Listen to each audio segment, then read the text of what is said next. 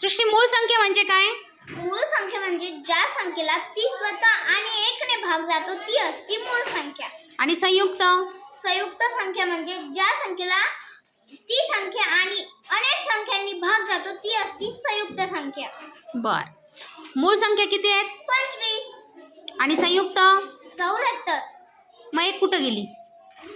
एक ही मूळ संख्या ही नाही आणि संयुक्त संख्या ही नाही. अच्छा, मग मूळ संख्या 25 आहेत. हो. त्या सर्व तुला सांगता येतील? हो. सांग बरं.